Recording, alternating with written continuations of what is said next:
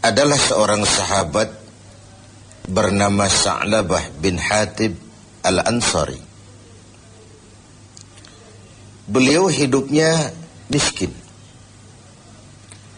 tetapi kemiskinannya sama sekali tidak mengurangi kekuatan ibadahnya. Salatnya pun selalu berjamaah. Di mana ada Rasul salat menjadi imam, di situ Sa'labah bermakmum. Hanya saja Sa'labah ini aneh. Tiap selesai salat langsung pulang. Tidak wirid, tidak zikir, tidak doa. Jadi kalau sahabat-sahabat yang lain selesai sholat Allahumma antas salam, Sa'labah ini malah Allahumma lantas jalan. Begitu setiap sholat. Sampai satu saat beliau ditegur oleh baginda Rasul. Sa'labah, labaika ya Rasul. Kau ini macam orang munafik saja. Tidak betah kau di masjid. Atau tidak pentingkah doa dan wirid itu menurut kau? Tiap selesai sholat, pulang. Salam, pulang. Kenapa begitu Sa'labah? Maafkan saya ya Rasul. Kenapa? Saya bukan tidak menganggap doa dan wirid tidak penting. Lalu, bukan juga tidak betah di masjid. Kemudian, kenapa kau terus pulang begitu? Saya ini keluarga miskin ya Rasul. Kain satu pun berdua dengan istri saya. Ketika saya sholat di masjid sini, istri saya di rumah nunggu giliran sholat dari sarung yang sedang saya pakai ini. Kalau saya pakai wirid dan zikir, istri saya tidak kebagian waktu sholat. Begitulah. Iya. Oh. Lalu bagaimana Sa'labah? Begini saja ya Rasul. Ini sudah kadung ditanya oleh Tuhan. Tuhan kan Rasul. Ya, kenapa memang? Bahwa Rasul itu kan doanya jarang meleset. Maksud kamu? Tolonglah doakan saya kepada Allah agar saya jadi orang kaya. Kalau saya kaya, sarung punya sendiri, istri punya sarung sendiri, tenanglah saya beribadah. Rasulullah senyum. Kemudian bilang, Sa'labah, saya ya Rasul. Kau kan orang Islam? Iya. Bagi orang Islam contoh yang paling utama itu siapa? Ya Tuhan ya Rasul.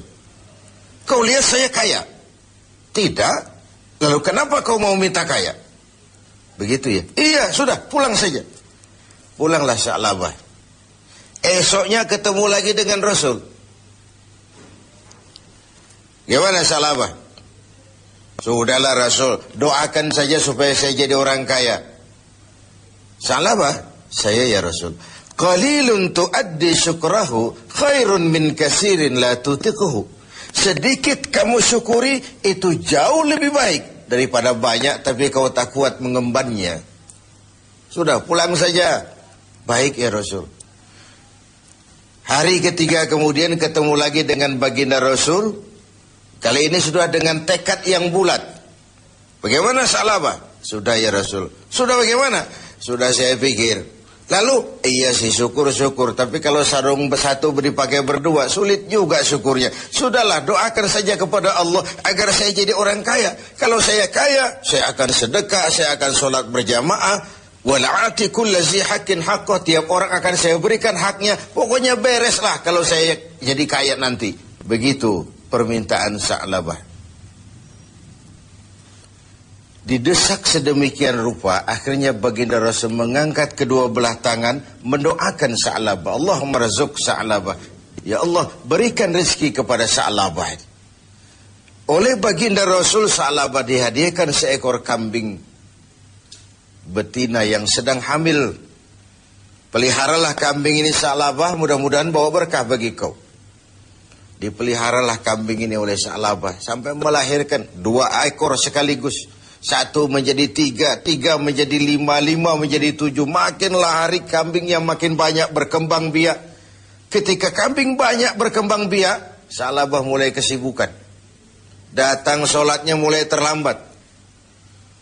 Tadinya sebelum waktu sudah menunggu di masjid. Sekarang imam sudah qamat baru dia datang. Lama-lama sholat 5 waktu pun tidak kelihatan. Jumat saja di masjid. Itu pun kalau khatib sudah naik mimbar, baru dia datang. Terakhir Jumat pun tidak kelihatan juga. Orang tanya, kemana Sa'labah? Sibuk keluar kota, ngembala kambing. Ya wailah Sa'labah. Sayang sekali, celaka Sa'labah.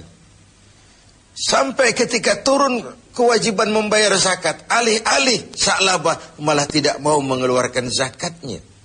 Sampai di zaman Utsman bin Affan, Sa'labah mengalami kebinasaan dan bangkrut kembali dengan seluruh hartanya. Pemirsa TV7, riwayat ini adalah sebuah potret bagaimana seorang Sa'labah diuji dengan kemiskinan, dia lulus. Tapi saat diuji dengan kekayaan, dia gagal, berantakan. Ketika miskin dia hamba Allah. Setelah kaya dia pindah menjadi hamba harta. Sikap ini mencerminkan tidak istiqamah.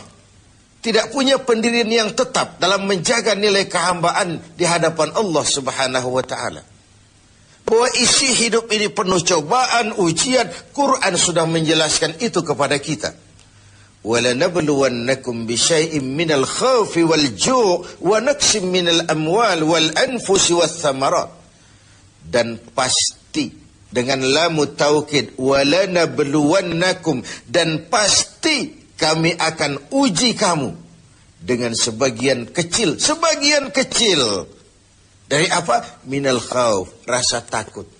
Kadang dalam hidup kita dihinggapi rasa takut yang tidak beralasan. Sudah kaya takut kalau jatuh miskin. Sudah punya kedudukan takut kalau diambil orang. Takut kalau ada mutasi. Takut kalau harus turun jabatan. Sudah hidup takut kalau mesti mati. Takut yang sering tidak beralasan. Wal khauf, rasa lapar. Secara makro, khauf dan ju' ini kan masalah hankam dan ekonomi. Keamanan dan kemakmuran. Sering kali kita diuji dengan ini. Hilangnya rasa aman, ekonomi gonjang-ganjing, ini mahal, itu mahal, ini naik, itu naik. Lapangan kerja sulit, persaingan hidup tajam. Apalagi sudah masuk pertengahan Ramadan ke atas. Orang sudah konsentrasi, mau mudik lah, mau lebaran lah. Sehingga konsentrasi ibadah pun sering buyar. Tengoklah. Pertengahan Ramadan ke atas ini, masjid-masjid separuh saja pun sudah bagus dia. Safnya semakin maju. Artinya orangnya semakin kurang. Pemirsa TV7 yang berbahagia. Ujian itu juga dalam bentuk wa naqsim minal amwal. Kekurangan harta, kehilangan, rampok, kecurian, wal anfus, kekurangan jiwa, kematian, wathamarat, kekurangan buah-buahan. Menghadapi ujian-ujian, cobaan-cobaan itu, Allah memberikan sandaran. Wabasyiris sabirin, berikan berita gembira kepada orang-orang yang sabar menghadapi segala macam ujian tadi. Siapa orang yang sabar? Alladzina iza asabathum musibah qalu inna lillahi wa inna ilaihi raji'un. Yang apabila mendapat suatu cobaan, segera sadar segalanya dari Allah dan segalanya pun akan kembali kepada Allah. Ada baiknya kita angkat satu potret lain, potret Nabi Ayub alaihi salam.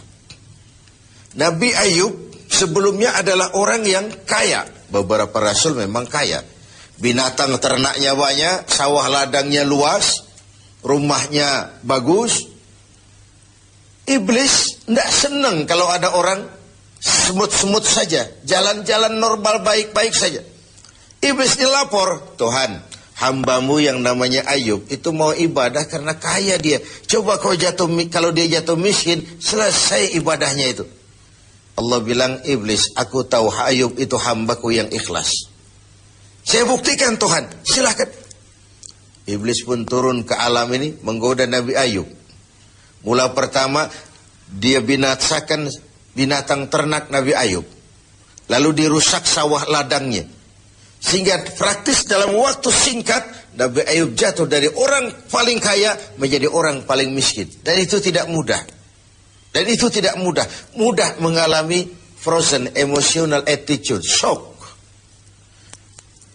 Sudah begitu iblis datang menemui Nabi Ayub yang sedang ibadah di mihrab dalam masjid. Ayub, ya. Sedang apa? Ibadah. Menyembah Tuhan, menyembah Tuhan. Tahukah kau Ayub? Kenapa? Tuhan yang sedang kau sembah sekarang ini, dia sudah bikin miskin kau. Sawah ladangmu binasa, rusak. Binatang ternakmu mati semua. Dan kau sekarang jadi orang miskin Ayub. Buat apa lagi nyembah Tuhan yang model begitu? Dia sudah bikin miskin kamu. Nabi Ayub senyum mendengar itu. Benar, benar. Binatang ternak saya binasa, binasa. Sawah ladang saya hancur, hancur. Dan sekarang saya jadi orang miskin, miskin. Alhamdulillahilladzi a'tani wa akhaza minni. Segala puji bagi Allah yang telah memberikan harta kepada saya dan sekarang mengambilnya lagi. Tengoklah Nabi Ayub ini.